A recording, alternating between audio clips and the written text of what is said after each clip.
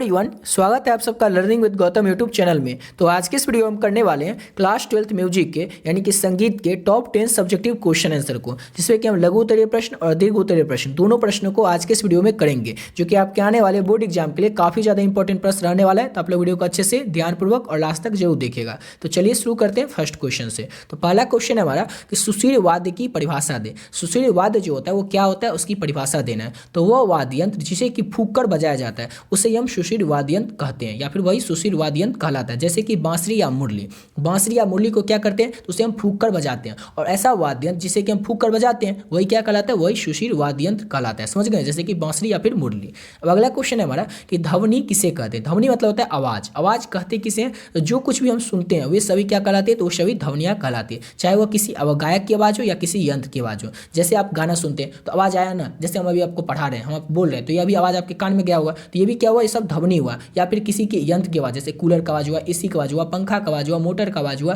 Fridge कुछ ही चीज का आवाज जो हुआ ना, वो सब क्या हुआ, वो सब ध्वनि कहलाती है। या फिर बम पटाखे की आवाज हो, मच्छर का आवाज हो, झिंगुर का आवाज हो, ये इत्यादि यानी कि और भी चीजों की आवाज होती है, वही सब क्या कहलाती है, तो वही सब ध्वनियाँ कहलाती है।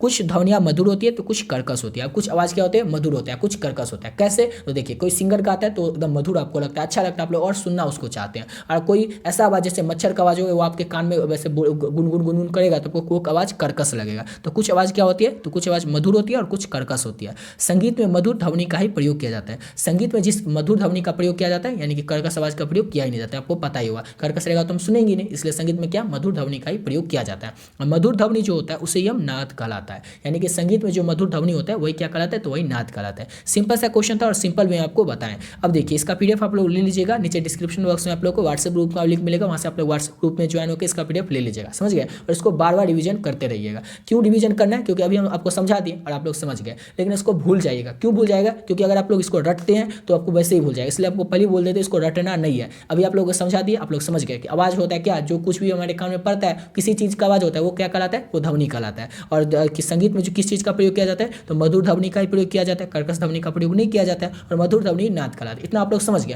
लेकिन आप लोग इसको भूल जाइएगा जब तक आप इसका रिवीजन नहीं कीजिएगा। इसलिए क्या कीजिएगा, इसका पीडीएफ लेकर के आप लोग रख लीजिएगा और 2-3 दिन बाद फिर उसके 5-6 दिन बाद फिर एग्जाम आने के टाइम में इसको एक बार पढ़ लीजिएगा। ये नहीं कि इसको पढ़ कर गया इसको रट लेना, नहीं, रटना नहीं है। अगर आप लोग रटिएगा तो क्या कीजिएगा, बम पटाखे के बाद हम लिखे तो अभी वही यही लिखिएगा, तो ऐसा नहीं है। आप लोग कुछ भी लिख सकते हैं। आप लिखिएगा हम पंखे को जो आवाज़ सुनते हैं वो भी ध्वनि होती है। अब लिखिए कोई और बच्चा लिखेगा हम जो कुकर का आवाज़ सुनते हैं वही ध्वनि होती है। तो कोई इसमें ये नहीं है कि यही सेम आंसर आपको लिखना है।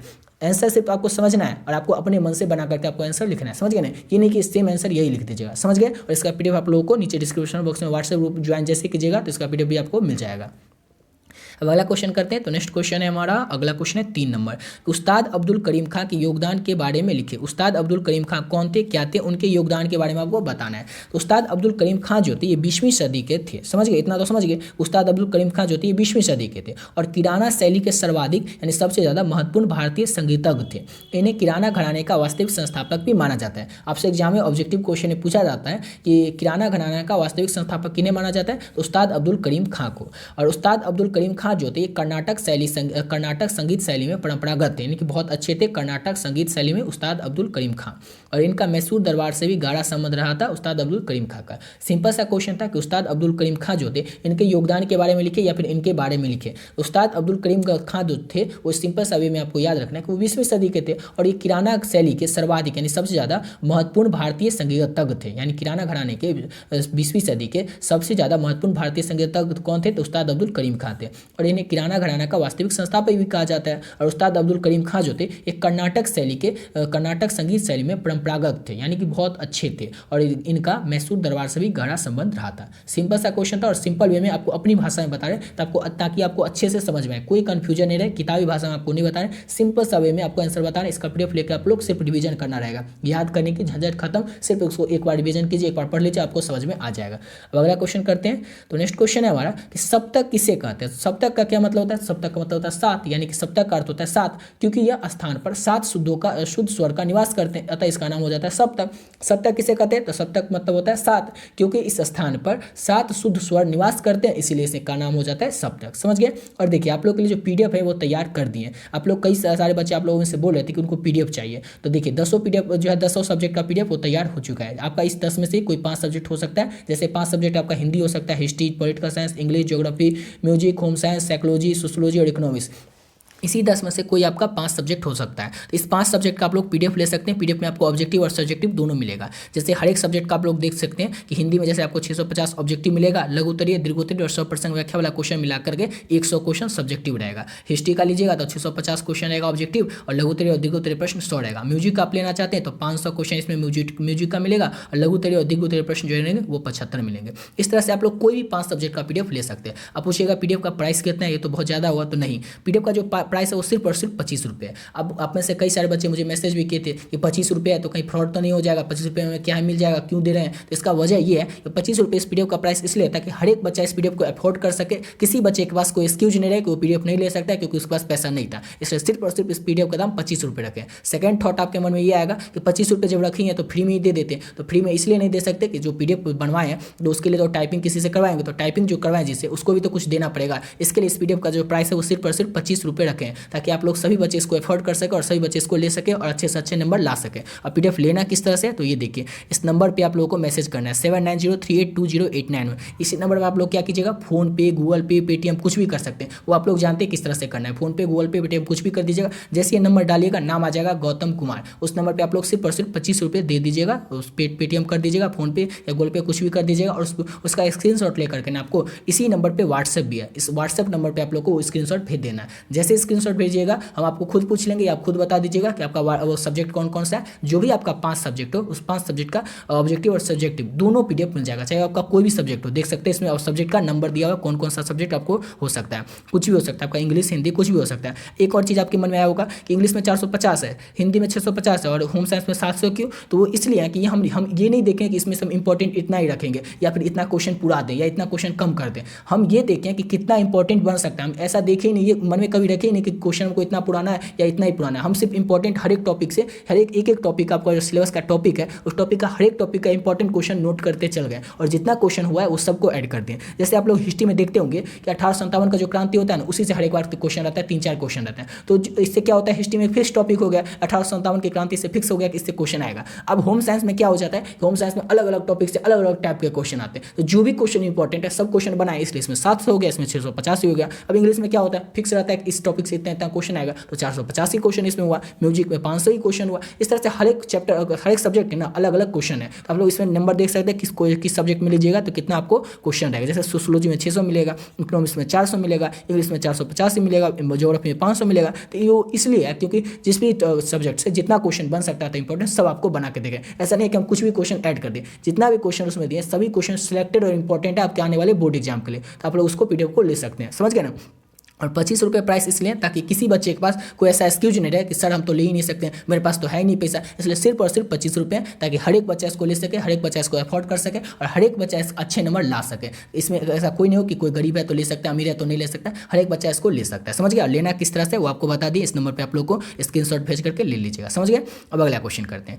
तो अगला क्वेश्चन हमारा कि तान की परिभाषा दे। तान किसे कहते हैं, तो स्वरों का एक ऐसा समूह जिसके द्वारा राग का विस्तार किया जाता है उसे हम तान कहते हैं, या फिर वो तान कहलाता है। तो तान कहते किसे, तान से आप लोग समझते होंगे तानना, यानी कहते हैं तान होते है रस्सी को तान देते हैं या किसी चीज को ताना होता है, ऐसे तान देते हैं खींच करके। तो स्वर का ऐसा समूह जिसके द्वारा क्या होता है, राग का विस्तार किया जाता है, राग को बढ़ाया जाता है, तो वही क्या कहलाता है, तो वही तान कहलाता है। और या फिर आप लोग यह भी याद रख सकते हैं, ये आपको समझने के लिए इतना आप लोग समझ सकते हैं तान किसे कहते हैं। और समझाने के लिए आपको बता देते हैं कि विस्तार, गम, गरेसा अथवा सानिध्य, मगरेसा इत्यादि स्वरों के तानने या फैलाने को ही तान शब्द से उत्पत्ति हुई। यानी कि तान शब्द से किसकी उत्पत्ति, कैसे उत्पत्ति हुई है तान शब्द की, तो इस तरह से उत्पत्ति हुई तान शब्द की। अगर आपसे ये याद नहीं हो तो छोड़ सकते हैं इसको, ये समझाने के लिए रखे थे। और तान की परिभाषा देना हो तो सिंपल शब्द में आप लोग याद रखेगा कि स्वरों का ऐसा समूह जिसके द्वारा राग का विस्तार किया जाता है उसे ही तान कहते हैं, समझ गए।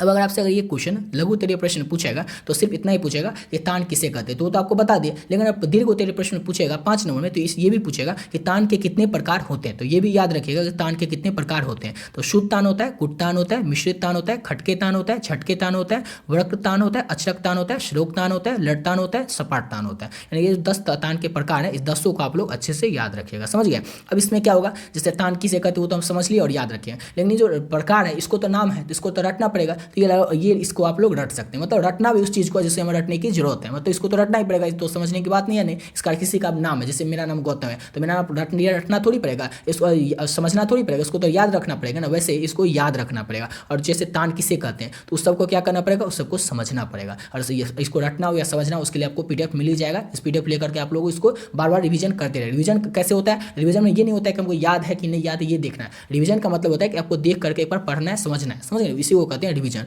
और इस सबको आपको याद करना है, और ऊपर जैसे तान किसे कहते हैं या फिर और भी क्वेश्चन था उस सबको आप लोगों को समझना है।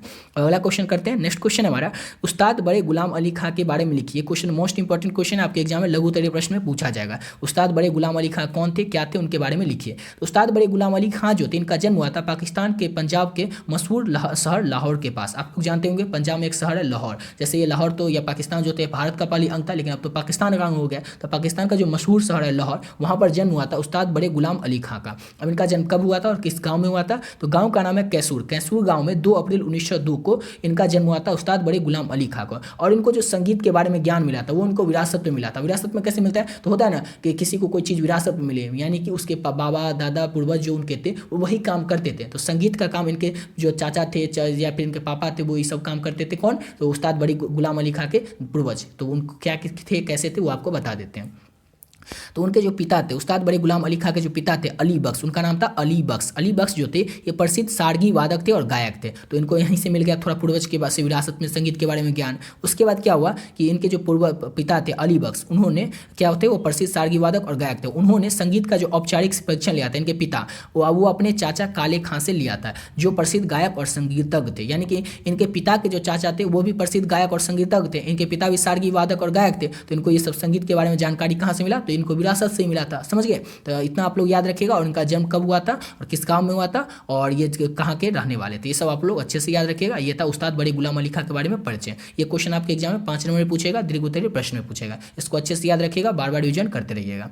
अगला क्वेश्चन हमारा, धमार किसे कहते हैं। तो धमार जो है ना ये गीत का प्राचीन प्रकार है और धमार को हम होरी भी कहते हैं। और ये धमार ताल में होता क्या है, तो इसमें अधिकतर जो राधा कृष्ण है, गोपियाँ हैं, जो वहाँ के राधा कृष्ण के यहाँ की जो गोपियाँ हैं अथवा ब्रज की जो होली है उसका ही वर्णन मिलता है। तो धमार कहते किसे हैं, तो धमार जो है गाने का प्राचीन यानी कि पुराना प्रकार जो है ना गाने का, उसी को हम क्या कहते हैं, तो उसी को हम धमार कहते हैं। और धमार को ही हम होरी भी कहते हैं। धमार में होता क्या है, तो गोपियों के बारे में, राधा कृष्ण के बारे में और ब्रज की जो होली थी, ब्रज की होली, उसके बारे में हमें वर्णन मिलता है, यानी कि उसके बारे में जानकारी मिलता है धमार में। और इसमें ध्रुपद के समान नोम तोम का आलाप तथा लयकारी विशेष महत्व रखती है। ध्रुपद के समान ही धमार में नोम तोम का आलाप तथा लयकारी विशेष महत्व रखती है। तो समझ गए आप लोग कि धमार किसे कहते हैं, तो गीत का प्राचीन प्रकार है, इसे होरी भी कहते हैं। और धमार ताल में राधा कृष्ण गोपियों तथा अथवा ब्रज की होलियों का वर्णन किया जाता है, तो इसे हम धमार कहते हैं। अगला क्वेश्चन हमारा कि गत की परिभाषा दे, गत किसे कहते हैं। तो गत वह सरगम कहलाता है जिसका संबंध गीत से होता है। गत किसे कहते हैं, तो गत का जो संबंध है ना वो गीत से होता है, अर्थात जिन स्वरों के सहारे वादक जो होता है वो गीत का अनुकरण करता है वही गत कहलाता है। मतलब जो वादक रहता है, जो बोलता है या फिर गाता है, वो जो जिसके के सहारे अनुकरण करता है, तो वही जो अपना स्वर जिस स्वर के सहारे वो क्या करता है, अपने गीत का गाता है या फिर बजाता है, जिसके सहारे गाता है वही गत कहलाता है। क्या कहलाता है, तो वो गत कहलाता है। तो गत वह सरगम है जिसका संबंध गीत से होता है, अर्थात जिन स्वरों के सहारे, जिस स्वर के सहारे क्या करते हैं, जो वादक रहते हैं वो गीत गाते हैं, गीत का अनुकरण करते हैं, तो वही गलत कहलाता है। समझिए, वही गत कहलाता है, गलत नहीं गत कहलाता है। अब अगला क्वेश्चन हमारा कि कण किसे कहते हैं। तो किसी स्वर का उच्चारण करते समय उसके आगे या पीछे किसी स्वर को कुछ छूने या स्पर्श कराने को ही कण कहते हैं। किसी स्वर का उच्चारण करते समय, जो कोई भी स्वर हो उसका उच्चारण जैसे ही हम करेंगे, उसे हम जैसे ही बोलेंगे, उस उच्चारण करते समय उसके आगे या पीछे किसी स्वर को कुछ छूने या स्पर्श करने को ही हम क्या कहते हैं, तो कण कहते हैं। समझिए, सिंपल सा आंसर था। अब अगला क्वेश्चन है हमारा 10 नंबर कि तानसेन कौन थे। तो तानसेन का नाम ही रामतनु भी था। तो तानसेन जो थे ना सम्राट अकबर के दरबारी थे, आप लोगों को पता ही होगा, और सम्राट अकबर के दरबारों में नवरत्नों में से एक थे।